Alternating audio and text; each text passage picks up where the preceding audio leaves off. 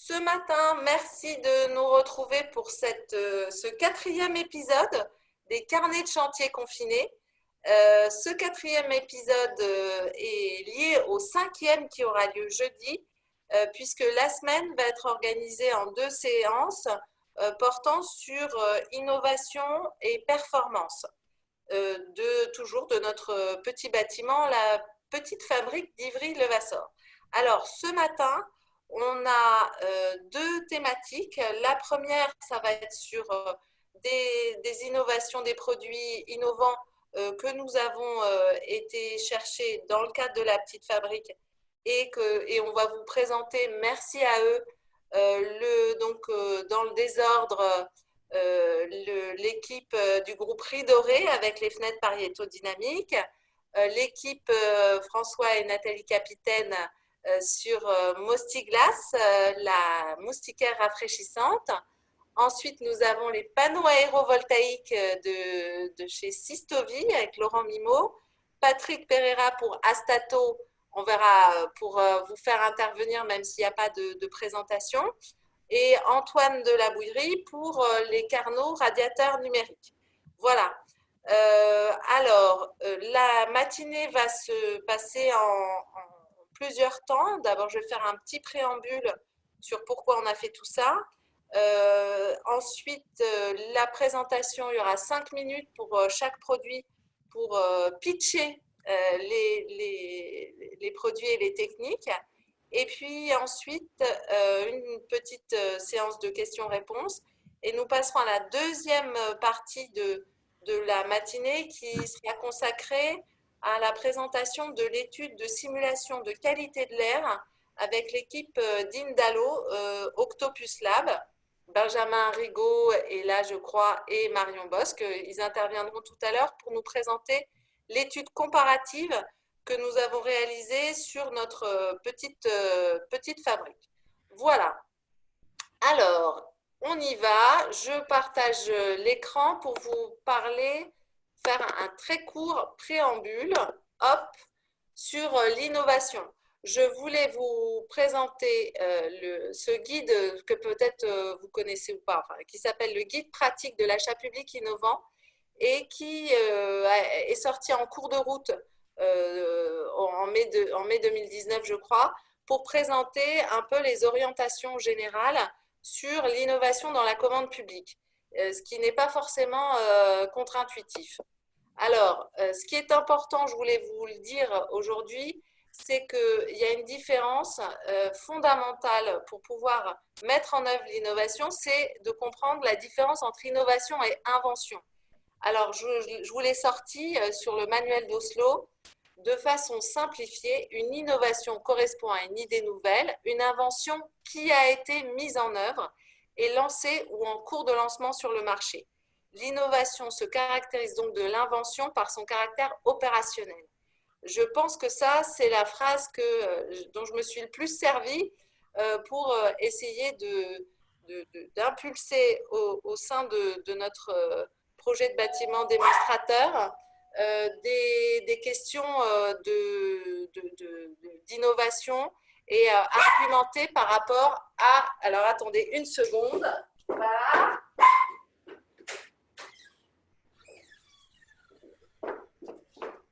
Et argumentées, pardon, par rapport au service juridique.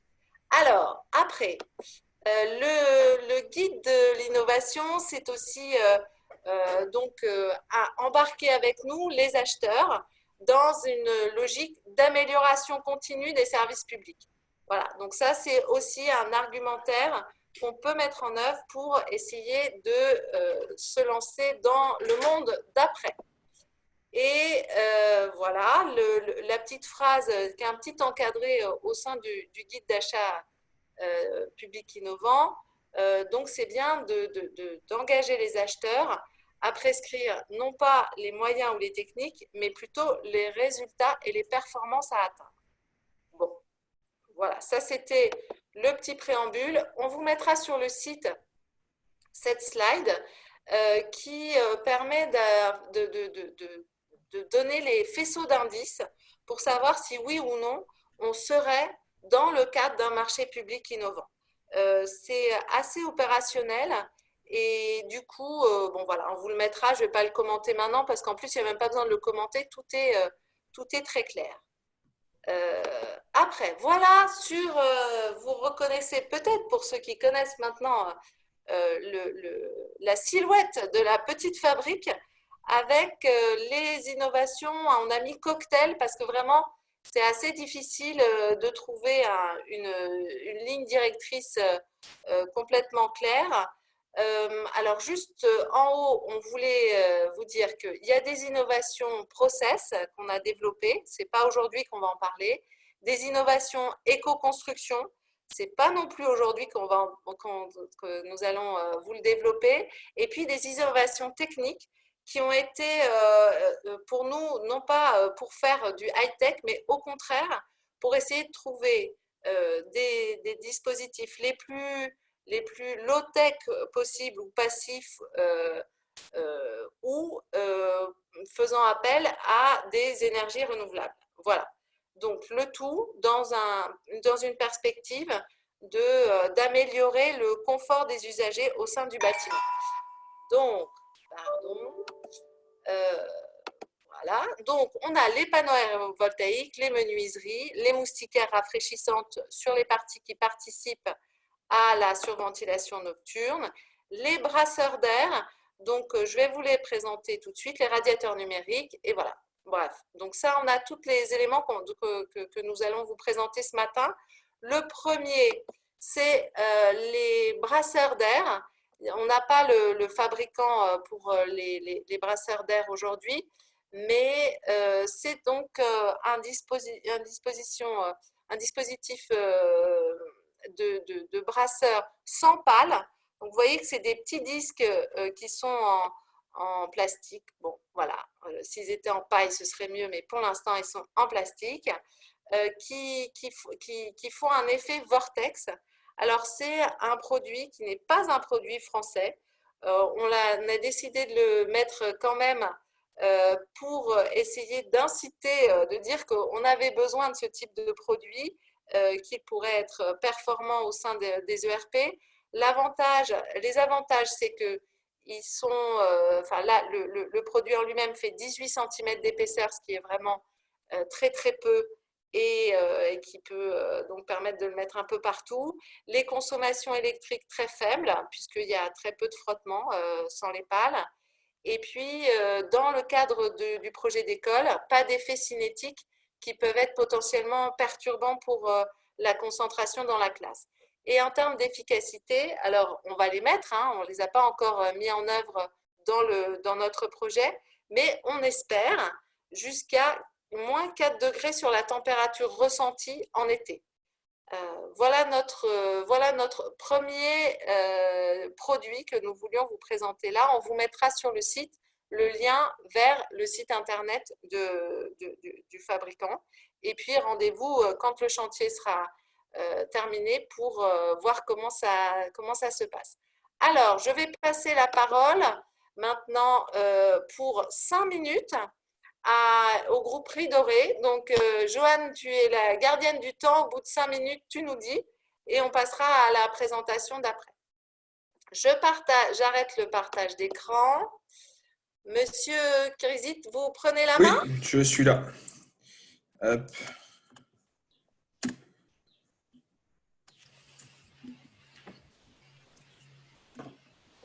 À vous, pour le groupe Riz Doré et les fenêtres Pareto dynamiques qui sont déjà en place. Pour ceux qui ont visité la petite fabrique, elles sont déjà en place. Alors, hop. Voilà, c'est bon pour vous? Tout le monde a bien l'image en visuel? Ouais, il est 11h12. Ok. Donc, du coup, bonjour à tous. Donc, c'est Ben qui réside. Je suis le prescripteur riz doré pour la fenêtre Pareto dynamique. Donc, c'est une fenêtre innovante qui a été développée, ceci dit, il y a assez longtemps, dans les années 80, par un thermicien qui s'appelle Jacques Pazio. Il avait développé environ 2000 fenêtres qu'il avait installées un petit peu partout en France. Ça fonctionne encore toujours aujourd'hui, mais il manquait, on va dire, de repères technologiques, de puissance technologique pour arriver à un produit industriable et posable dans l'ensemble des chantiers intéressés. Donc, à partir de 2011, le groupe Riz Doré a repris l'ensemble de ses recherches pour développer un produit plus industriel auquel nous sommes arrivés aujourd'hui et qui a été posé sur ce projet-là. Donc, je vais vous expliquer le fonctionnement. Donc, d'abord, un petit rappel sur les fenêtres, sur le fonctionnement des fenêtres classiques. Donc, sur des fenêtres à entrée d'air, vous entrez de l'air froid en hiver en permanence via simplement un trou à travers la menuiserie. Vous avez un apport d'air froid qui apporte un certain inconfort aux personnes qui sont à l'intérieur du bâtiment.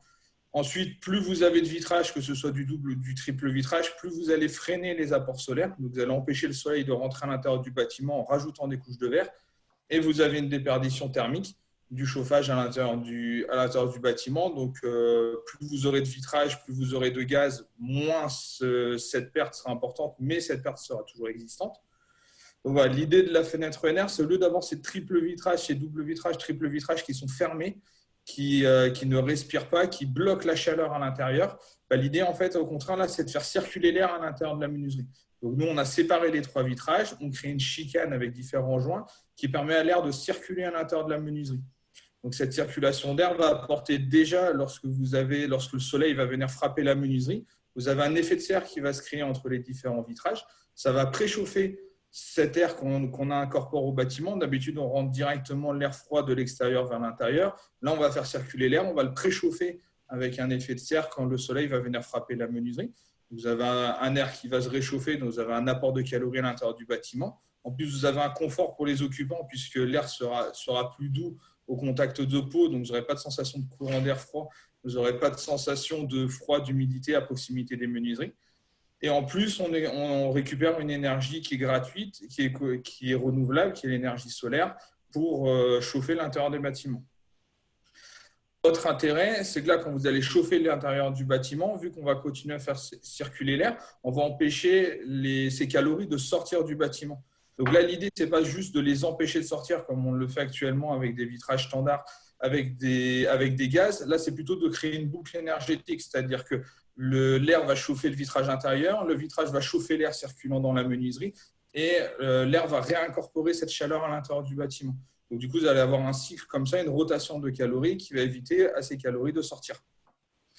Et enfin, ce qui peut être très intéressant, particulièrement sur la région parisienne, c'est que la géométrie naturelle de la menuiserie est un piège à son. Ce qui fait qu'aujourd'hui, la menuiserie ENR est la menuiserie la plus isolante du marché sur le plan acoustique. Donc là, c'est plutôt pour le fonctionnement d'hiver, pour récupérer un maximum de calories et avoir un bâtiment qui ne se refroidit pas pendant l'hiver. Pendant l'été, il suffit simplement de protéger la menuiserie. Aujourd'hui, c'est ce qu'on a tendance à faire sur l'ensemble des bâtiments, même avec des menuiseries standards, puisque sinon on a des problèmes de surchauffe, les bâtiments étant très bien isolés naturellement. Là, c'est pareil, il faut simplement protéger la menuiserie, soit avec des casquettes, soit avec des brises-soleil, des volets, n'importe quoi, même des arbres, si c'est suffisant, si c'est un bâtiment de plein pied, par exemple. Et là, à partir du moment où on va protéger la menuiserie du soleil, la menuiserie va fonctionner à l'envers, c'est-à-dire qu'étant à l'ombre, le verre va se refroidir. Donc, du coup, au lieu de chauffer l'air entrant dans le bâtiment, là, il va avoir tendance à le rafraîchir.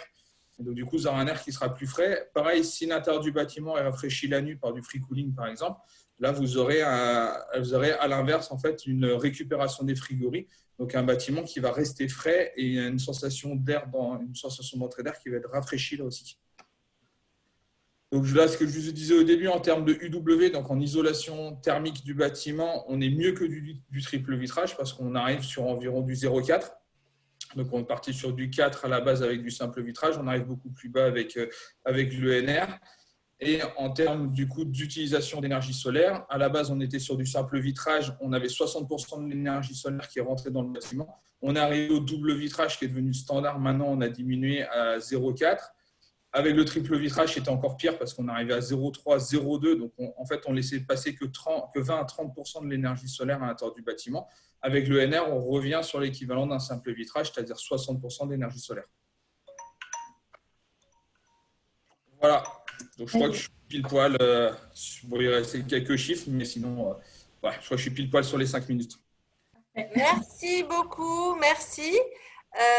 Alors, maintenant, on va passer à la vidéo de Sistovi.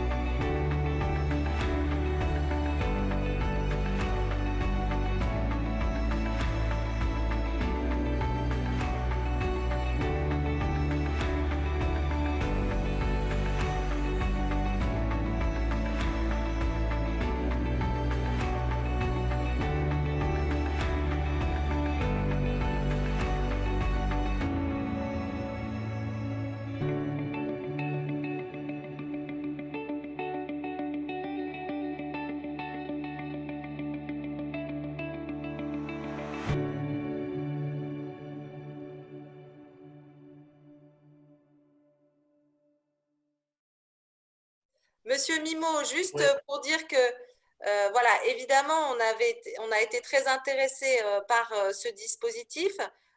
Et juste pour partager une petite, évidemment, ce n'est pas que pour la maison individuelle. Je vous montre juste, voilà, un bâtiment que nous avons été voir d'ailleurs, l'école maternelle Jules Ferry à Aulnoy-les-Valenciennes.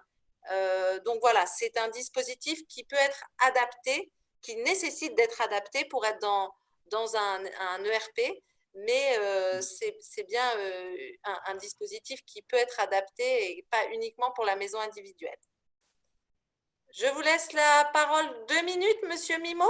Ouais, oui, merci.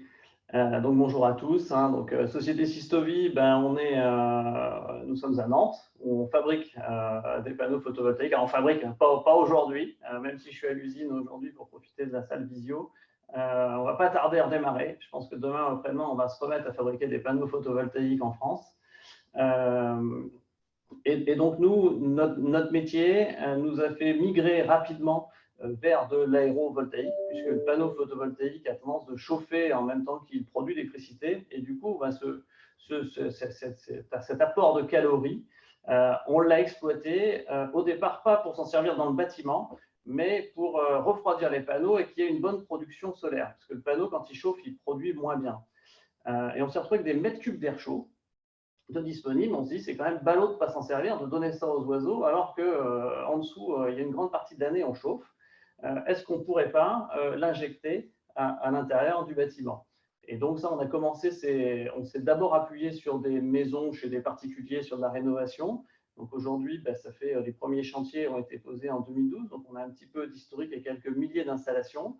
Et puis maintenant, on se dit, il y a tout un marché aussi où on a besoin de chauffer. Le projet ici en est un bon exemple. On a déjà fait quelques écoles, on a fait quelques bâtiments municipaux, salles des fêtes, des bâtiments agricoles. On se rend compte qu'aujourd'hui, avoir besoin de chaleur, il y a énormément d'applications. Et puis l'association des deux, le panneau photovoltaïque, il est au soleil, donc de toute façon, ces calories, il les reçoit, donc c'est intéressant de pouvoir les exploiter à l'intérieur. Merci beaucoup. Vous êtes dans les temps aussi. Et puis, parler de chauffage et d'air chaud et de calories récupérées. Antoine, est-ce que Antoine de la Oui. Merci Laurent. Est-ce que vous pouvez prendre la main pour nous présenter les radiateurs Carnot? Oui, bien sûr. Juste, est-ce que Voilà, parfait. c'est bon? Oui. Alors, c'est parti. Donc, effectivement, donc chez Carnot, on a, nous, inventé un système pour chauffer les bâtiments grâce à des ordinateurs. Alors, avant tout, on est des informaticiens spécialisés dans le calcul haute performance. Et ce calcul haute performance, généralement, il est effectué dans le cloud. Et la réalité du cloud, évidemment, ce n'est pas les petits nuages, mais c'est ça. Donc, des data centers qui consomment énormément d'électricité pour faire fonctionner donc, les ordinateurs à l'intérieur, qui en consomment encore plus pour refroidir ces ordinateurs et qui va dégager la chaleur donc, produite par le calcul aux petits oiseaux. Et donc, l'idée de Carnot, en travaillant donc, sur ce métier, ça a été de se dire, cette chaleur, elle peut peut-être être récupérée pour chauffer des bâtiments. Et au lieu de transporter la chaleur du data center vers le bâtiment, ce qui est jamais évident et en général très coûteux, on a décidé d'intégrer directement les data centers dans les bâtiments sous la forme de radiateurs au départ, puis de chaudières ensuite. Alors, les radiateurs sont ceux-ci. Donc, c'est ce qu'on va installer donc, sur le projet de l'école de Vassor. Ça s'apparente à un radiateur électrique classique, c'est branché à l'électricité, mais ce radiateur a la particularité aussi d'être connecté à Internet et d'intégrer des microprocesseurs à l'intérieur. Et pour répondre à une consigne de chauffe, donc l'utilisateur final a évidemment toujours la main sur sa de chauffe. Nous, on va pousser du calcul informatique sur les microprocesseurs. Les microprocesseurs vont travailler. Et en travaillant, ils vont faire exactement la même chose qu'en data center, c'est-à-dire qu'ils vont dégager de la chaleur. Sauf que cette chaleur ne sera pas dégagée aux petits oiseaux, mais récupérée du coup dans le bâtiment dans lequel nos radiateurs seront installés. Alors, ces radiateurs, ils sont reconnus comme éléments de chauffage écologique. On bénéficie d'un titre 5 dans le cadre de la réglementation thermique. Donc, c'est une dérogation qui nous permet aujourd'hui d'effacer 70% de nos consommations liées aux radiateurs, et ce qui permet d'être une solution de chauffage plus efficace en termes de carbone, plus efficace que le gaz, plus efficace que le réseau de chaleur, plus efficace que le bois également. Donc, un gros avantage. Et autre avantage, c'est la particularité de notre modèle économique, puisque une fois que l'investissement est réalisé sur nos machines, que ce soit radiateur ou chaudière d'ailleurs, Carnot va prendre en charge l'ensemble de l'exploitation pendant toute la durée d'utilisation. C'est-à-dire qu'on va rembourser l'électricité qui est consommée par nos machines, on va prendre en charge la maintenance et on va venir remplacer régulièrement nos machines. Donc, on a une solution de chauffage qui est finalement écologique et économique. Alors, voilà pour le radiateur. Deux autres produits chez Carnot, donc j'en parlais, c'est à gauche la chaudière, où là, on ne va pas chauffer des pièces, mais on va chauffer plutôt de l'eau. Donc, c'est destiné à l'eau chaude sanitaire. Le principe est exactement le même. Ce sont des microprocesseurs qui viennent réchauffer un circuit d'eau, donc toujours grâce au calcul informatique. Et à droite, c'est un logiciel qu'on a sorti, puisque quand on est rentré dans le bâtiment, en tant qu'informaticien, évidemment, on s'est intéressé aux usages qu'on pouvait faire de l'informatique dans le bâtiment, et on a créé un logiciel pour remonter l'ensemble des informations du bâtiment et aider les gestionnaires à piloter leur bâtiment. Voilà, alors ces deux produits ne seront pas sur le Vassor, mais peut-être plus tard dans d'autres bâtiments de la mairie de Paris. Pour terminer, je voulais vous présenter des exemples un peu concrets. Donc, à gauche, on a un bâtiment neuf qui a été livré en toute fin 2018, qui est à Bordeaux, dans lequel on a installé 346 pour être exact, radiateurs. Donc, ce sont des logements sociaux gérés par Girondetta. Au centre, c'est un bâtiment en réhabilitation, plus modeste. On a installé 21 radiateurs là-bas avec l'OPH montreuillois. Et à droite, c'est un autre bâtiment neuf, mais celui-ci, donc près de Nantes, avec Aiguillon, dans lequel on a installé nos chaudières. Voilà, pour dire que tous nos produits étaient déjà opérationnels. Voilà, je crois qu'à 20 secondes près, je suis dans les temps. Il me reste encore 20 secondes pour vous dire merci. Merci beaucoup, merci. Alors, on passe à la dernière présentation.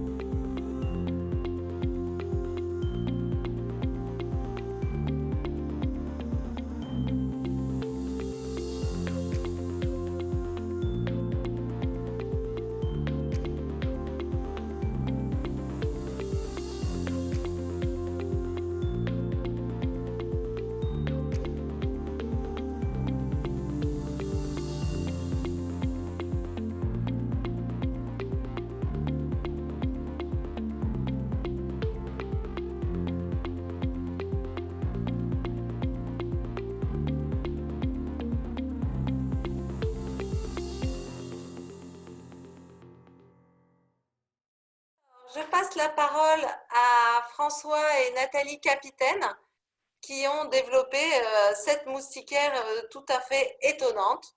À vous de nous en dire un tout petit peu plus pendant 2-3 minutes.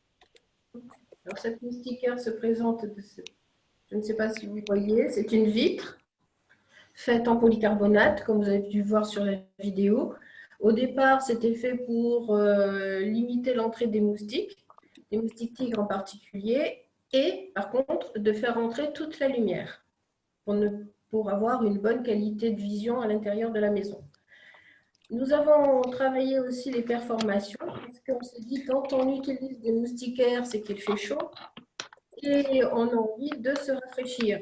Donc, nous avons utilisé un principe qui est issu de l'effet Venturi, c'est-à-dire qu'on travaille les perforations en forme d'entonnoir ou de cône, qui fait que l'air est compressé à travers cette moustiquaire et l'air qui en ressort est rafraîchi. Et on arrive à rafraîchir jusqu'à 10 degrés Celsius.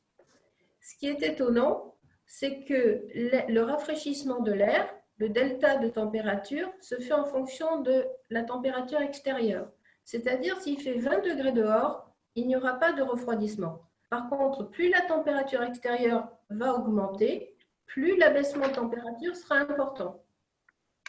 C'est-à-dire que si on est autour de entre 30 et 34 degrés, on arrive à abaisser jusqu'à 6 degrés Celsius facilement. Sans rien faire, c'est un climatiseur naturel. Après, comment ça peut s'installer? Ça peut s'installer sur des cadres fixes devant de fenêtres, par exemple dans des salles de bain ou devant des flaps. Et on ouvre et on ferme la fenêtre à notre guise, si on a envie d'être aéré ou pas aéré. Le rafraîchissement se fait ou ne se fait pas. Par contre, on est sûr que les insectes ne pénétreront pas. Très bien. Merci beaucoup. Alors, juste une petite incise, la présentation de Mostiglas, on avait fait une présentation de Mostiglas pour nos collègues en présentiel au mois de septembre, je crois. Et la DFPE, nos collègues des crèches, étaient juste avant le confinement en train d'en installer pour les cuisines des crèches pour l'été prochain. Bon, on verra. En tout cas, nous aussi, on a prévu d'en mettre et on instrumentera pour vérifier les bonnes performances. Merci beaucoup. Alors, incroyable. Merci. On a tenu quasiment dans les temps. Évidemment, toutes ces présentations seront mises sur le lien sur le site internet. Est-ce que, May, tu peux renvoyer le lien vers le site internet? C'est le carnet de chantier confiné numéro 4. Et je passe tout de suite la parole à Delphine Paillard pour les premières questions. Et surtout, si vous en avez là, au fil de l'eau, mettez-les, on va se faire 10-12 minutes de questions. Donc, si vous avez des questions, n'hésitez pas voilà, à les mettre et Delphine va les poser à notre place. Alors, Delphine, les premières questions. Bonjour, alors j'ai des questions pour Monsieur Mimo sur les panneaux solaires Systovi. Une question sur le type de cellule qui est utilisé dans ce type de panneau. Dans le réchauffement d'air en hiver qui permet le préchauffage de l'air ambiant, est-ce que cela ne pose pas un problème de surchauffe en été? Le type de régulation qui est possible pour ce type de bâtiment, est-ce qu'il faut des sondes spécifiques? Comment est réinjectée l'électricité produite par les panneaux? Bon, ça me semble les questions les plus rapides auxquelles M. Mimo peut répondre. Alors, M. Mimo, voilà, on va vous passer la parole. Vous répondez peut-être à quelques questions rapidement et puis si ça nécessite un développement, on vous enverra la question par écrit pour la transférer à tout le monde. On vous écoute. Donc bonne question. Alors, la technologie qu'on utilise, c'est du silicium, nous, monocristallin. Aujourd'hui, c'est la plupart du photovoltaïque dans le monde est passé au monocristallin. C'est ce qu'on utilise. Quel gain par rapport à un panneau classique photovoltaïque, parce qu'on en fait également, une grande partie de la production, c'est juste du photovoltaïque.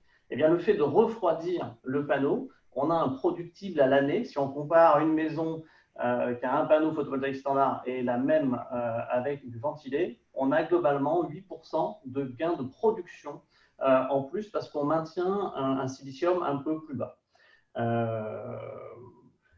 Après, alors les problèmes en hiver, de combien est-ce qu'on est capable de gagner? Alors l'hiver, on arrive à monter quand même en température sous les panneaux. Globalement, on fait sur une installation que je connais bien du particulier, sur une vingtaine de panneaux, on va faire température extérieure, on va gagner 20 degrés à notre température sous le fait de panner sous les panneaux. C'est-à-dire que quand il fait 5 degrés dehors, globalement, il va sortir des panneaux de l'air à 25 degrés. Et du coup, cet air chaud, l'été, j'en ai absolument pas besoin. Et bien là, il y a une bande bypass qui permet de continuer à refroidir les panneaux. Il ne faut pas oublier que le sujet de refroidir les panneaux, c'est d'abord pour refroidir les panneaux, ce n'est pas pour chauffer la maison. Donc la fonction première, c'est je refroidis mon silicium. Et bien là, cet air chaud va sortir en toiture et ne va pas être exploité quand j'en ai pas besoin dans le bâtiment. Qu'est-ce que j'ai dit? Oui. Alors, et peut-être une question, est-ce que ça ne pourrait pas réchauffer de l'eau? Alors, ça peut. On l'a fait sur une école à Mousillon en passant cet air chaud dans des échangeurs air-eau. Mais là, d'un coup, on rentre dans quelque chose qui est un petit peu plus techniquement compliqué et ce n'est pas forcément adapté. Alors, dans notre marché qui était la maison du particulier, on fait rarement à la fois l'air, l'eau, enfin, on ne change pas tout dans sa maison. Sur des rénovations de bâtiments tels que vous faites, là, on peut vraiment aborder la question, qu'est-ce que je fais de cet air chaud? Parce que j'ai de l'air qui va arriver en plein été, qui va être à 50, 55 degrés. Eh bien, on sait que si on la passe à travers un échangeur, d'ores et déjà, on a fait une énorme préchauffe, on a couvert une grande partie de la chauffe d'eau. Donc ça, c'est des pistes qui sont bien évidemment exploitées. Alors, dernière question pour Sistovi, c'est Luc Floissac qui l'a posée. C'est une question carrément brutale. Quelle est la différence avec la concurrence, les panneaux Dualsun? Alors, c'est un petit peu différent. Eux, ils font chauffer d'eau, ils passent de l'eau sous les panneaux. Donc, c'est un choix qu'ils ont dit pour vraiment faire de la chauffe d'eau et le silicium. Nous, on a pris le parti, et pourtant, chez Sistovi, on arrive tous du chauffe-eau thermique, puisqu'on était chez Soleil Duval avant. On a pris le parti de ne pas amener d'eau sous le photovoltaïque, et puis au contraire de refroidir juste à l'air mes panneaux. Cet air, c'est moins efficace, mais j'ai des très grandes surfaces en photovoltaïque. Donc, j'ai suffisamment de calories à exploiter dans le bâtiment. Et puis, surtout, en plein été, quand j'en ai pas besoin, moi, j'évacue mon air dehors. Or, avec Dualsun, quand mon eau est chaude au dos des panneaux et que je n'ai pas de puisage, mes panneaux restent très chauds. Et alors que la fonction première, c'était d'essayer de les refroidir. Si je n'ai pas de tirage ou de puisage, eh ben, je vais maintenir les panneaux chauds. Voilà la grande différence. Merci beaucoup, merci. Delphine. Alors, on a une question aussi sur, cette fois, c'est pour les fenêtres Pareto dynamiques.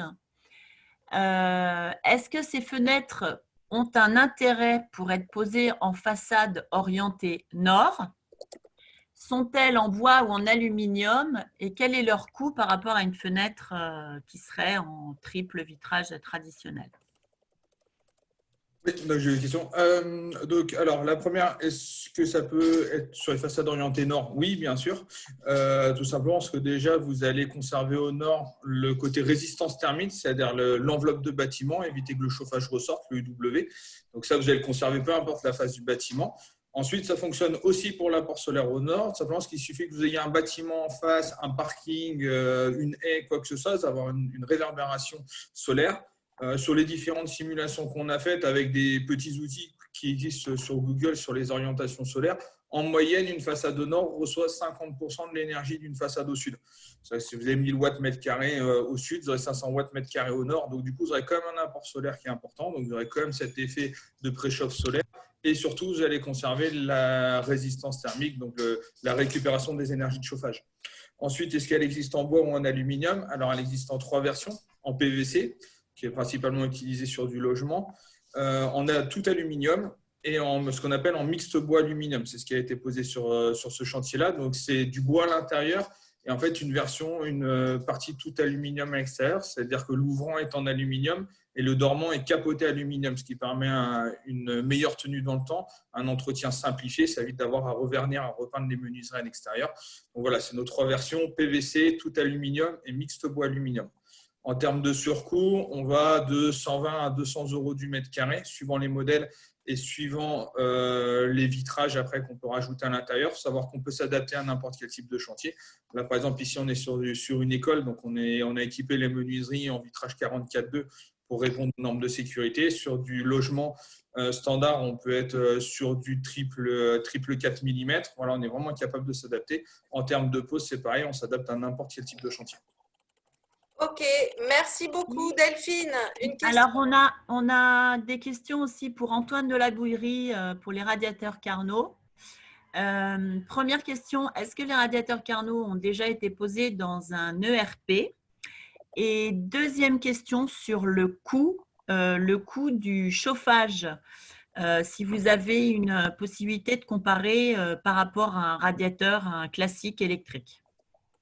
Oui, alors pour répondre sur les ERP, donc effectivement, on en a déjà posé dans l'exemple de la présentation de l'immeuble à Bordeaux. Ce que je n'ai pas dit, c'est que c'est un immeuble de 6 étages avec 4 étages de logement. Et il y a 2 étages de bureaux du département de la Gironde, des bureaux qui accueillent du public. Et on a aussi récemment fait une inauguration à Châtenay-Malabry pour leur centre de langue, donc un petit bâtiment pour l'apprentissage des langues qui est totalement équipé avec nos radiateurs. On a quelques projets en cours également avec des collectivités, à Courbevoie notamment pour équiper des collèges, et à Senon encore dans le sud-ouest, à côté de Bordeaux, où on va équiper un collège également.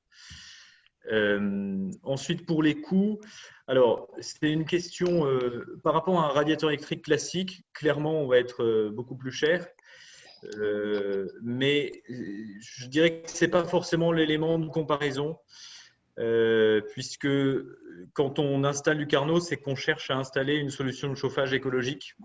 Donc le radiateur électrique classique ne rentre pas dans cette catégorie. On va plutôt se comparer à nous du solaire thermique ou de la géothermie, qui ont des coûts assez élevés. Alors, sur nos machines, on a un radiateur, c'est entre 2 500 et 3 000 euros l'unité, donc en fonction des quantités. Et c'est le seul investissement sur la part de Carnot qu'il y aura pour la maîtrise d'ouvrage, puisque derrière, comme je le disais dans ma présentation, Carnot va prendre en charge donc le remboursement de l'électricité, la maintenance, et on va venir remplacer donc régulièrement, je disais, donc c'est en moyenne tous les 7 ans nos radiateurs. Et donc ce système, il fonctionne pour toute la durée d'utilisation. Et qu'on utilise nos radiateurs sur 15 ans ou 30 ans, le modèle est le même. Il y a eu un seul investissement qui a été réalisé et ensuite tout est géré par Carnot.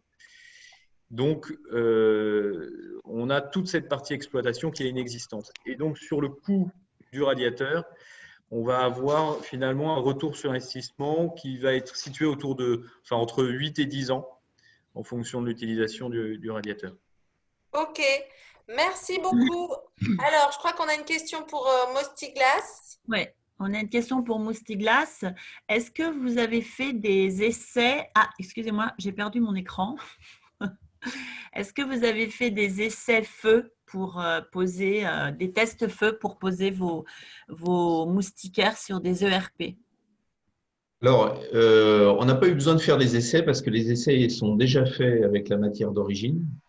Le polycarbonate dans les épaisseurs qui sont envisagées à l'école Ivry-Levassor est classé M1. Donc, en fait, ça satisfait déjà les normes. En fait, et la modification qui est faite par rapport à la matière première d'origine a été jugée comme négligeable. Donc, on fournit le certificat du fournisseur de matières premières.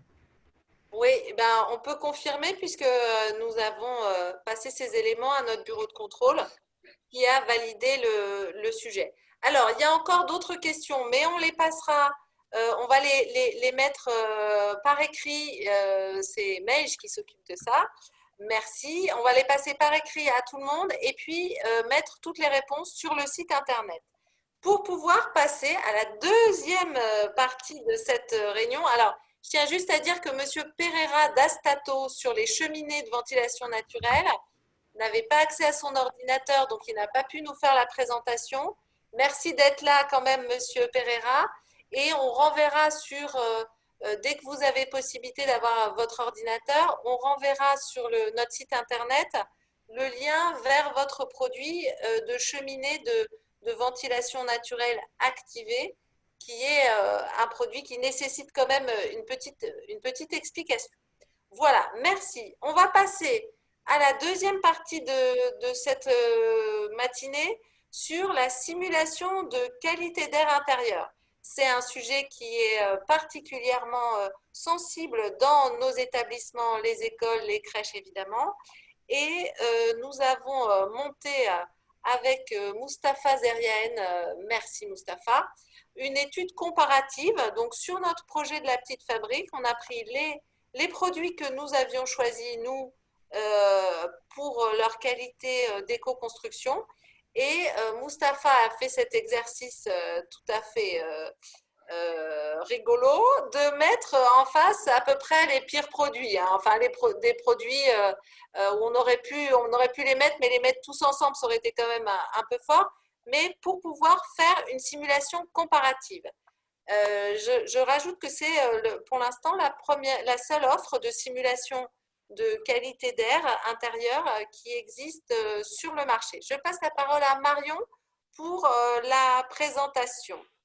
Alors, merci beaucoup. Bonjour à tous. Donc, je vais partager mon écran.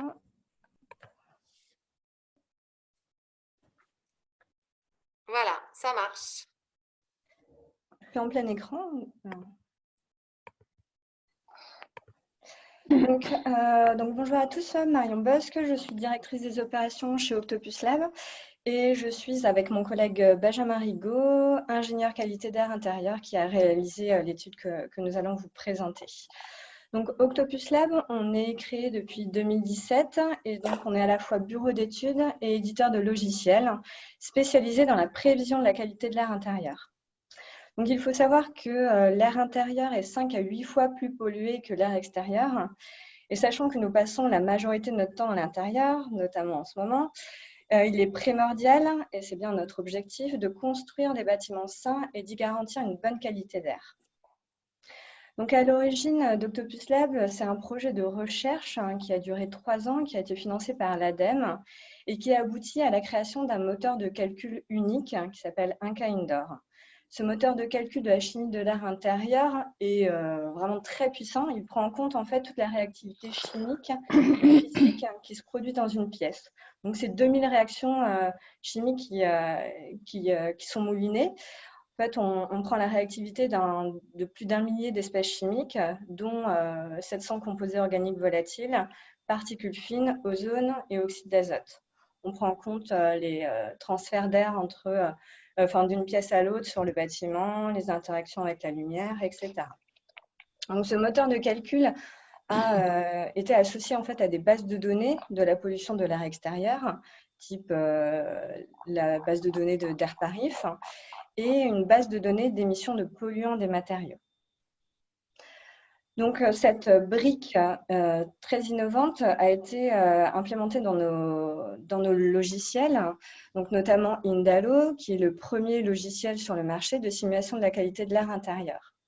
Donc, aujourd'hui, avec Indalo, il est possible d'estimer la qualité de l'air intérieur d'un bâtiment avant même qu'il ne soit construit ou pendant sa phase de rénovation, en fonction des matériaux que vous allez mettre en œuvre, du système de ventilation, de la pollution de l'air extérieur et de l'occupation des lieux.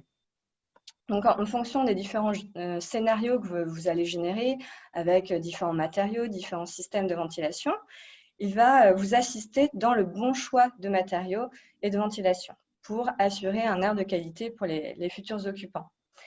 Et finalement, avec tous ces résultats, il est possible de trouver le bon compromis entre qualité d'air intérieur, performance énergétique et coût. Donc maintenant, nous allons passer à l'étude que nous avons réalisée pour la petite fabrique. Donc, l'objectif était d'identifier des choix de conception pouvant avoir un impact significatif sur la qualité de l'air intérieur, notamment les matériaux. Donc, tout d'abord, il a fallu configurer, paramétrer la maquette numérique sur notre logiciel Indalo, donc travail qu'a fait Benjamin. On a donc renseigné les différentes données d'entrée, notamment l'occupation des lieux, donc renseigner le nombre de personnes que vous avez par pièce, à quel moment de la journée, donc pour bien prendre en compte le CO2. Puis nous avons renseigné tout ce qui est système de ventilation, les débits de soufflage, débits d'extraction, pareil, les périodes d'activité, etc., de la ventilation. Donc, ensuite, on a renseigné les matériaux. Donc, on a fait 2 séries de scénarios, comme l'expliquait Nathalie. Donc, première série avec des matériaux qu'on a appelés réels. Donc, ce sont les matériaux qui ont été réellement mis en œuvre dans le projet de la petite fabrique, donc pour lesquels on avait des rapports d'émissions de polluants donc obtenus par les fabricants, où on a trouvé l'équivalence dans notre base de données d'émissions de polluants de matériaux. Et puis une deuxième série de scénarios avec des matériaux qu'on a dit conventionnels. Bon, il s'agissait de matériaux classiquement mis en œuvre, ou en tout cas, oui, peut-être les pires utilisés, en tout cas ceux qu'on nous avait donnés. Donc, matériaux réels, effectivement, ce sont que des matériaux étiquetés A+. Donc, ce sont des matériaux biosourcés ou issus de l'économie circulaire qui ont été mis en œuvre dans la petite fabrique. Et les matériaux conventionnels, voilà, on a un mélange de matériaux étiquetés A+, A et les sous-couches, donc peintures sous-couches, sont des peintures étiquetées C. Donc, il faut savoir que l'étiquetage C, c'est le pire étiquetage qu'on ait. Donc, les résultats. Alors, les résultats sont très parlants. Donc, je vous rappelle, scénario A avec les matériaux donc, biosourcés issus de l'économie circulaire et matériau 2, matériaux classiquement utilisés. Donc, on voit clairement que les matériaux utilisés dans la petite fabrique sont vraiment très vertueux pour la qualité de l'air intérieur. Donc ici, il s'agit en fait des résultats de concentration moyenne qui ont été faites, donc qui ont été simulés du lundi au dimanche, donc avec évidemment présence ou non d'occupants. On a des résultats pour les composés organiques volatiles totaux qui sont majoritairement émis par des matériaux, tout comme le formaldéhyde.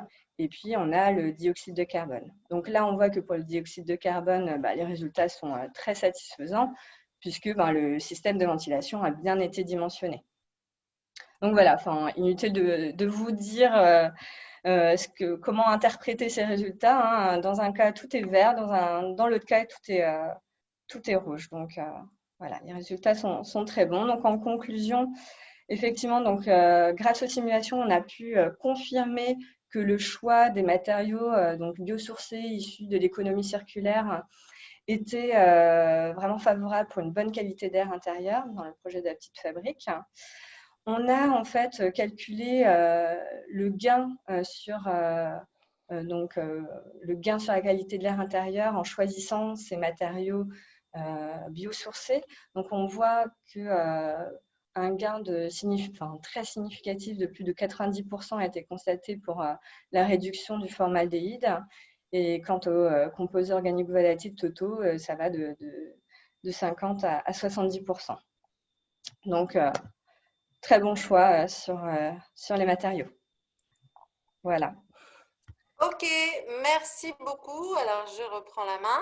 Merci. J'en profite pour présenter Chloé Moitié, que je remercie, qui est du laboratoire SPSE, le laboratoire santé, protection, je ne sais plus, qui est là avec nous. Bonjour Chloé, si vous avez des questions maintenant, soit pour Marion et Benjamin sur le Indalo, soit pour Chloé qui s'efforcera de répondre au pied levé aux questions sur la qualité d'air intérieur.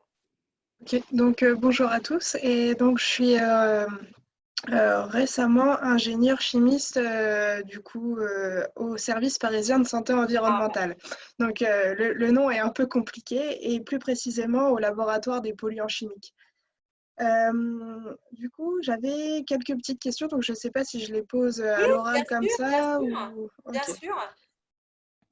Donc du coup, la première, à quelle température ont été simulés du coup ces essais, et si vous aviez fait des essais du coup en période de chauffage et hors chauffage? Je te laisse répondre, Benjamin.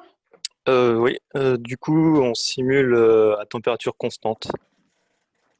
D'accord. Et à quelle température? 19 degrés? 20 degrés pour être exact. D'accord.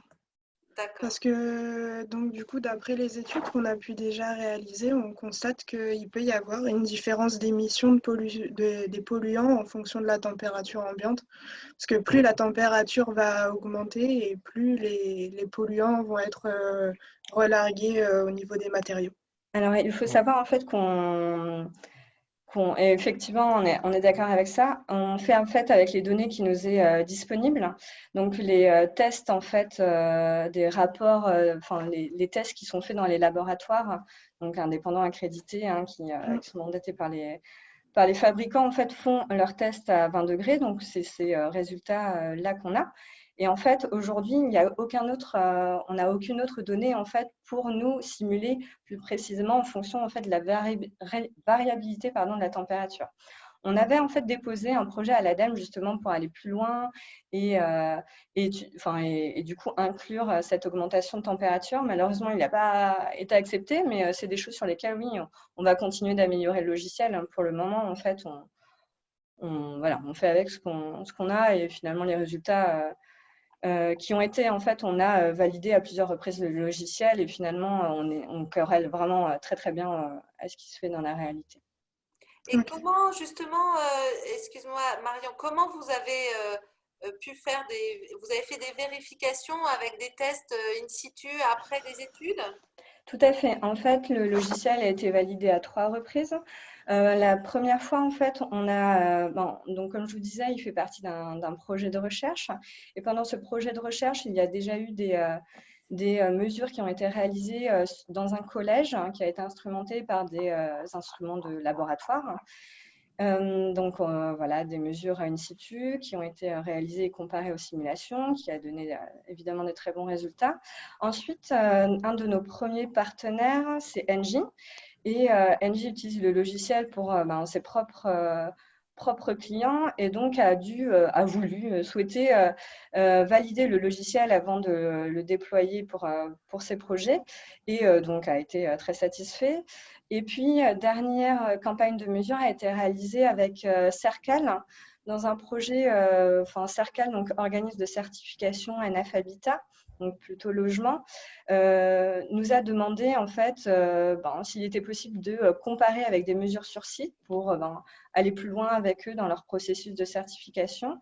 Et les mesures sur site ont été réalisées par le CSTB et donc comparées à nos simulations. Donc voilà, plusieurs campagnes de mesures qui ont validé le logiciel. Et alors, juste pour vous raconter, on a aussi fait un petit test au sein de la ville de Paris, de la DCPA, puisque quand on a rencontré Indalo, on ne s'est pas amusé, mais on a pris une école où on avait eu des problèmes de qualité d'air intérieur au moment de la livraison, des problèmes graves qui avaient justifié qu'on doit mettre la ventilation en 24/24 en permanence, plus refaire des travaux derrière. Et on a passé à l'aveugle, en fait, les documents de conception à Indalo pour voir s'ils auraient été en capacité de prédire cette difficulté. Et effectivement, ils ont réussi à nous prouver quel était le complexe qui était défectueux sur le dispositif. Et voilà, donc c'est plutôt, nous pour l'instant, on l'a vu plutôt comme une aide à la conception qui permet de donner des grandes tendances. Je ne sais pas, on pourra faire peut-être avec le SPSE des mesures à la petite fabrique pour vérifier que si les données se rapprochent des données. Mais en tout cas, je crois que ça permet de donner des grandes tendances et de vérifier. Par ailleurs, ça permet aussi peut-être d'alerter l'entreprise qui met en œuvre et les fabricants sur le fait qu'on va être très vigilant sur ce sujet et qu'on va demander les résultats des rapports et pas simplement l'étiquette à plus sur un bidon. Voilà. Oui, et ça serait intéressant de faire des mesures de qualité d'air. Et est-ce que je peux me permettre de poser la question sur l'école qui a posé problème et quel était le problème? Alors, l'école qui a posé problème, c'était une école dans le 18e. Je ne sais pas si Lucie Brodard est là. Je pourrais vous redonner le nom et l'étude d'Indalo, comme ça. Ouais. Et finalement, c'était, je crois, je ne sais plus si c'était quoi le problème, je ne sais plus, les baffes. Il Non. me semble que c'était les plafonds qui émettaient plus que ce qui était prévu. Ah voilà, bah, le plafond. C'était ça. Alors, Non, ça a coupé pendant que vous, vous m'expliquiez c'était les ce que plafonds. c'était. C'était les plafonds D'accord. qui émettaient plus Ok. et on pourra vous repasser l'étude en parallèle. Alors, Merci. Monsieur Poissac, une question qui vient du Sud. Comment est utilisée la maquette numérique par le logiciel Indalo?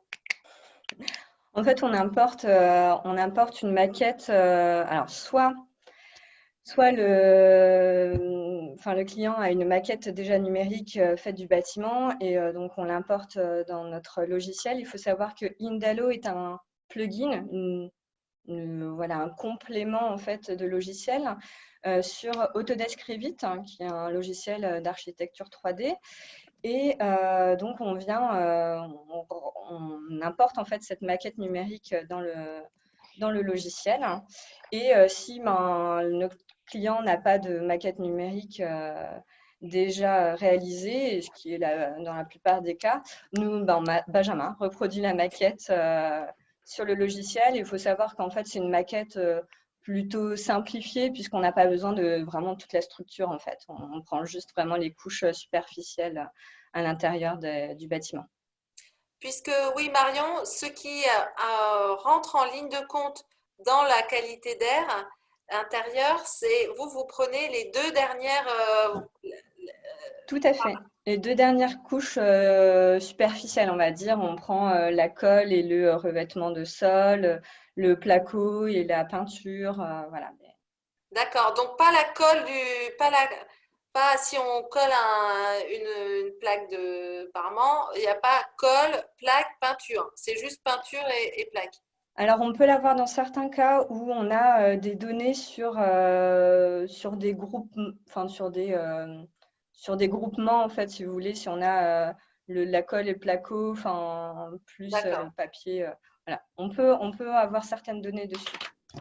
D'accord. OK. Alors, eh ben, écoutez, on est à 12h05. Est-ce que vous avez encore, là, s'il y a des questions qui ne sont pas… alors, il y a une question de la part de Farid. L'hypothèse de reprise d'air pour la classe de R+1 est de 388 m3 pour obtenir le débit mini. Alors, j'en profite de cette question pour vous dire qu'on ne va pas l'aborder maintenant parce qu'on va l'aborder jeudi. Jeudi, on fait un peu la suite de cette séance.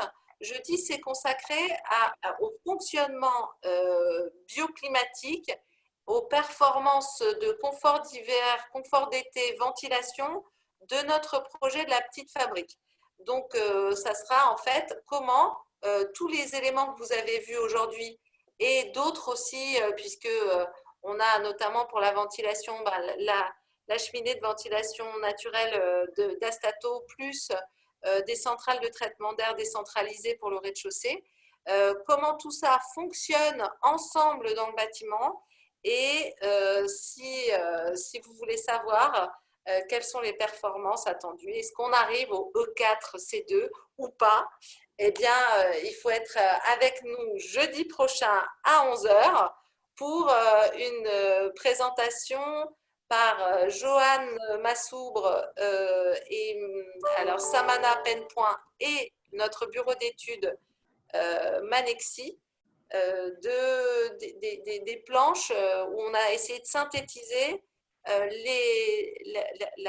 le fonctionnement, les performances et la répartition des gains par type de choix constructifs ou de conception.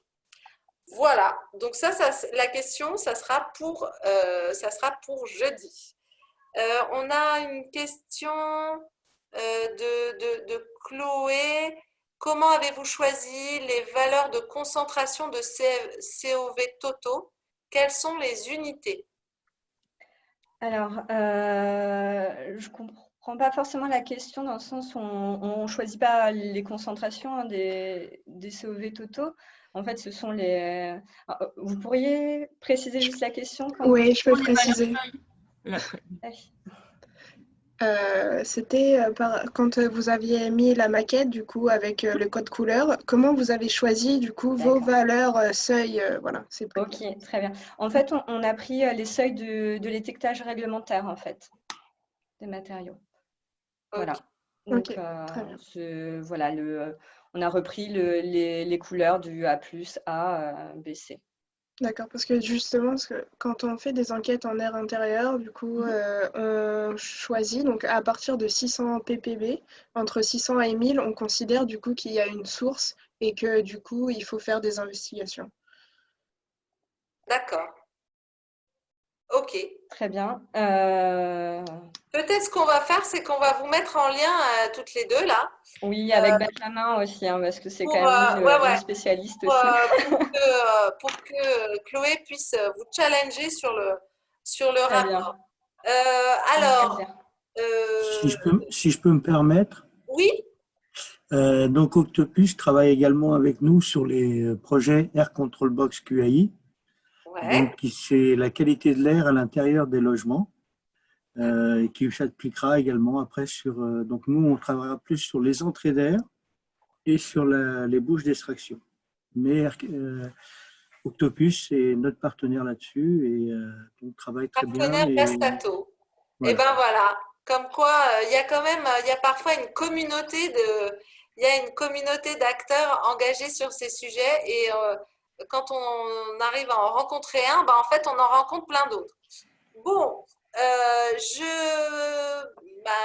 on vous remercie d'avoir été là encore nombreux, puisqu'on a été 46. Et on vous donne rendez-vous jeudi pour la présentation du fonctionnement et les échanges sur le fonctionnement. Merci à tous nos partenaires, Steven, François, Nathalie, Laurent, Patrick, Marion, Benjamin, Antoine, d'avoir répondu présent à cette séquence confinée.